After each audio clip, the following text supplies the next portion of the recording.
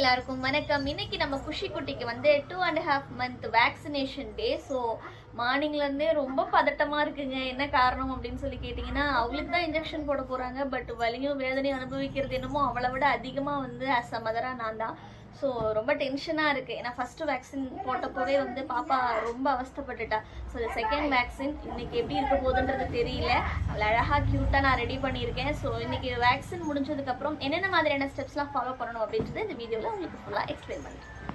So பாப்பாவுக்கு இந்த light beach கலரில் தான் இன்றைக்கி அவுட்ஃபிட் போட்டு விட்டுருந்தேன். ரொம்ப க்யூட்டாக அழகாக இருந்தா என்னோட டால். மக்களே ஒரு வகையாக வந்து பாப்பாவுக்கு வேக்சின் போட்டு வீட்டுக்கு வந்தாச்சு.